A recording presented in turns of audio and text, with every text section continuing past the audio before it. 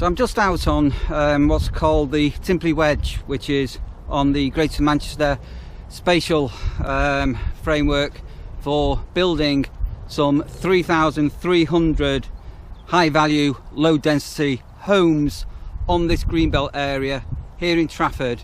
It's an area of land between Timperley, Hale Barnes and Manchester Airport, and it actually serves as the lungs in the area.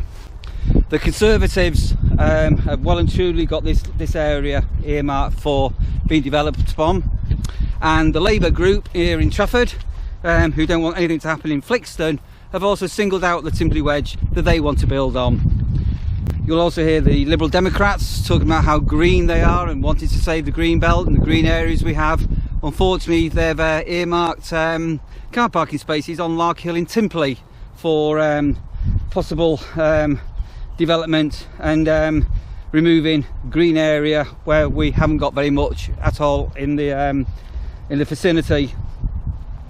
Interesting that Andy Burnham claimed that he was going to try and do something about saving the green belt in the area. Well, I say the area in AGMA, that's the local authorities in Greater Manchester. And I don't know, he seems to have a little bit gone back on his word at the moment. And yes, he's speaking about developing brownfield sites, and I think I saw him something about warehouses in was it Rochdale or somewhere, I can't remember. But we need to explore everything before this land is touched. Yes, we do need new homes, and we know that, but any properties that are going to get built should be made affordable, not high value, low density, which this area, because it's in Leithy, Trafford, Hale, Timperley area, it needs some careful consideration. Every brown belt option needs to be explored and taken on board before any of this land is earmarked. It was only being spoken about a few weeks ago at the local council, and the Conservatives again were singling out this area that they're wanting to get their mitts on. The infrastructure that Trafford have got at the moment can't even cope with things. You know, the roads are crumbling, there's potholes, there isn't enough money. Yep, so what they're going to want to do is get another 3,300 loads of council taxes into the coffers. The infrastructure we've got can't cope at the moment.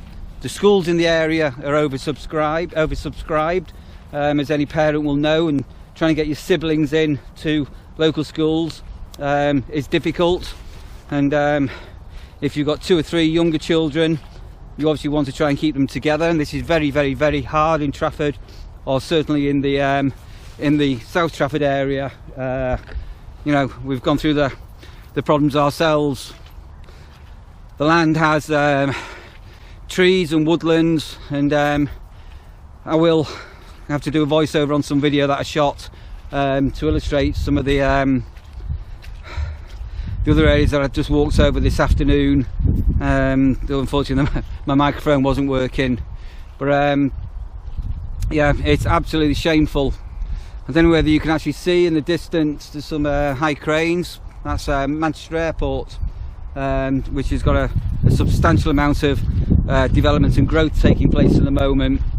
And this area that you can see now, and as I say, it's as far as you can see.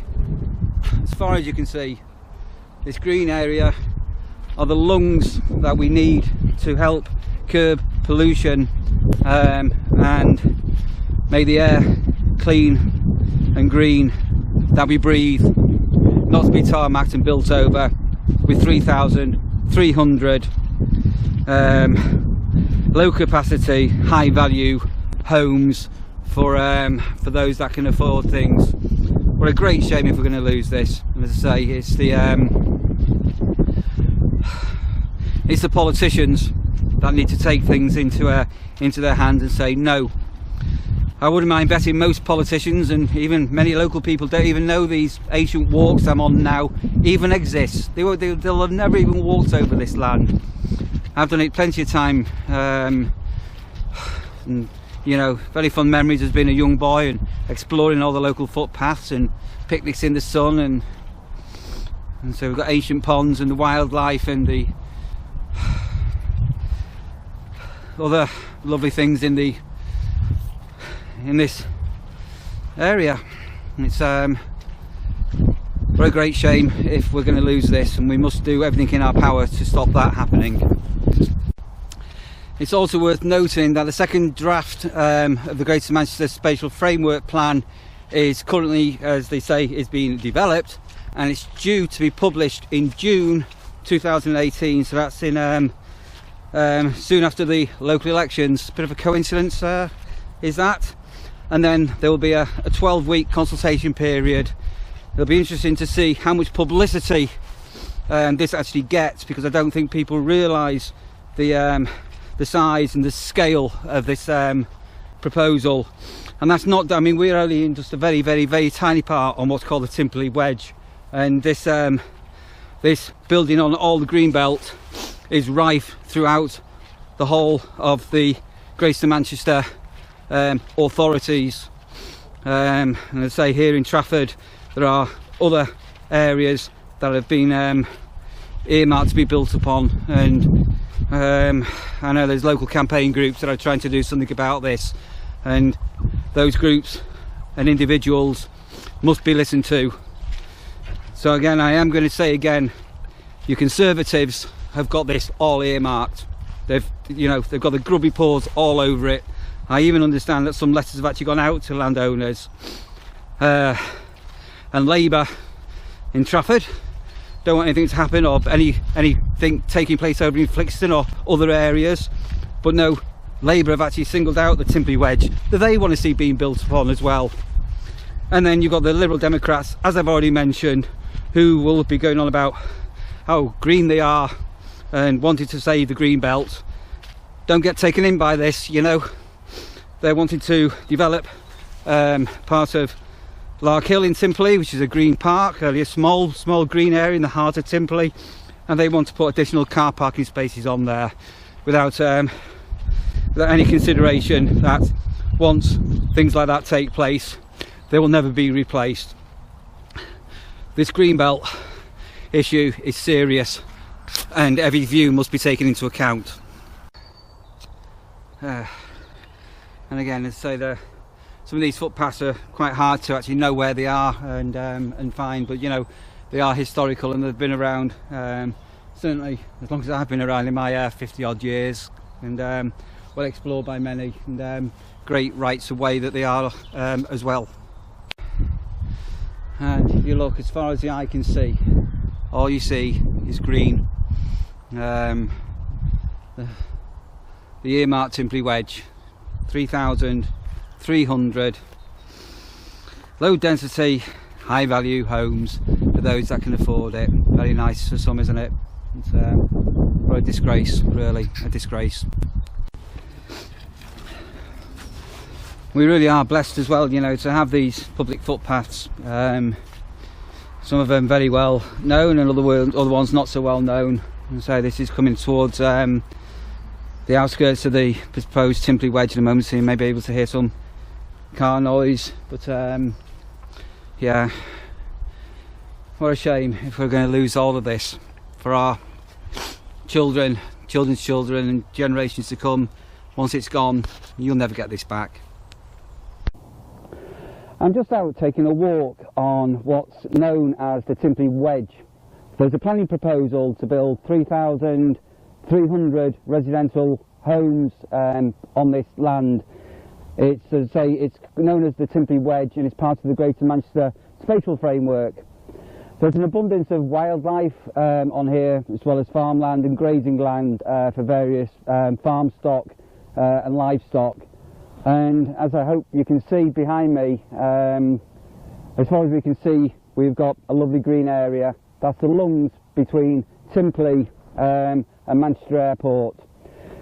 There's a second draft of the Greater Manchester Spatial Framework Plan is currently being developed, and it's going to be published in June 2018.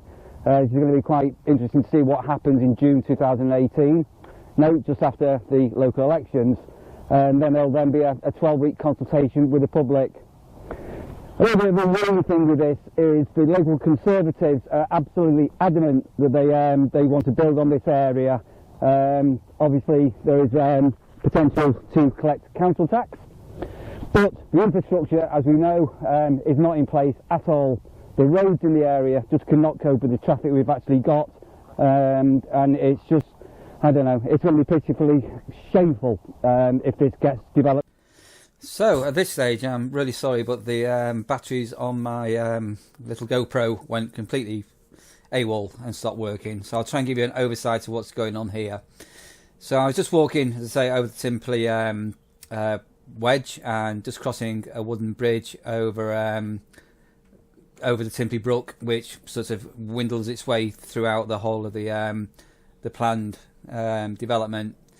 And I was just explaining and showing again some details about the Greater Manchester Spatial Framework, and that the second draft is currently being developed, and there's a view to publishing this in June 2018. Following that actual publication in June of a draft plan, there will be a 12-week consultation with the public. It's a little bit annoying because the plans actually state that the 3,300 residential units are going to be a mix of housing types, while the majority are going to be high value and low density properties, which is very, very frustrating. But as I say, we're sort of walking over this area of the Simply Wedge, and you can see all around us the actual size and of the whole area.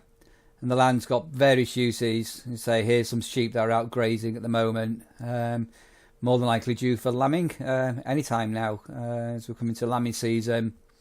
There are also cattle to be found on this land, and horses, and crops are also grown on the fields as we get into the season. As I say, this was actually filmed on the 18th of February 2018, and well, it's a bit barren this time of year. At least there's no snow on the land, but it's very, very, very dull and brown and muddy at the moment. But give this a couple of months and everywhere will spring to life, and it will all look really, really pretty again. Throughout this Simply Wedge, there are areas that have got ponds and wooded areas. Again, you know, these are a haven for wildlife, and you know, we hear about the bee population declining and other wildlife population declining.